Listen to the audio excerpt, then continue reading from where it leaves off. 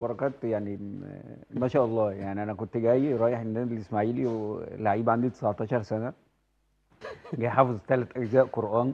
انت فاهم؟ جاي بقى من الالومنيوم هو والفيوم. من اللي حافظ جاي سيد بقى الدرجات. انا اتخضيت بس. بطيبه واخلاق. انت حافظ ده. اتحولت لبني ادم تاني. هقول لك اول اسبوع بس. يلا. انا اول اسبوع احنا كنا قاعدين في فندق النادي. فالمهم اليوم ده قال لي هو كان واخد شقه في اسماعيليه برضه. قال لي طب خلاص احنا عندنا تمرين الصبح فهنبات في الشقه ونيجي على التمرين. الساعه جت 12 واحده بالليل كده ومعديين في مكان جنب كشك في اسماعيليه كده. هو بركات طبعا هو حاجه معروفه، انا ما بقولش سر يعني بيشرب سجاير من هو عنده 9 لا سنين. لا ما تقولش كده يا سيد. لا لا لا ما تقولش كده. هو عنده 9 سنين. كنت ما يعملش كده. لا خلينا كنت في ما الوفقي يعملش كده. احسن. لا استنى يا بيتو. يعني هو بيسخنك بس مش للدرجه دي. لا لا لا، هو بص اصل انا عندي موضوعين ما اتكلمتش فيهم خالص قبل كده وقلت ما ينفعش يتقالوا على الهوا، فهو دلوقتي داس لي على الزرار بقى فهضطر اتكلم. المهم انا لسه جاي بقى لعيب جديد من الاسماعيلي.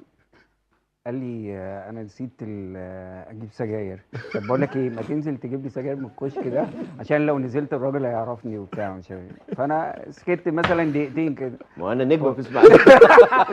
فقلت له ممكن يعرفني. قال لي لا انت لسه جاي بقى، انت لعبت نص ساعه يعني هيفتكرك ازاي. قلت له ماشي. فدخلت الكشك ده، كشك في حته مقطوعه يعني.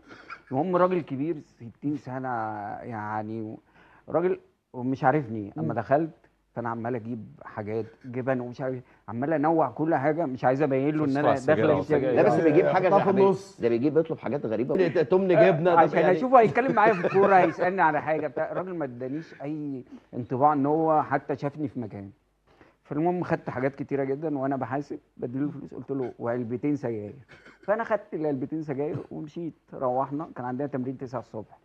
رحنا التمرين بقى 9 الصبح. لسه داخل فندق اللعيبه. انا مصدق. مدير الفندق قال لي خد تعالى ما تبقى عايز سجاير قول لي. انا قلت. المهم نزلت التمرين فايمن رمضان الله يرحمه من اسماعيليه. المهم جاب يجري جنبي قال لي ايه مش من اولها نجيب سجاير كده، عايز سجاير قول لي.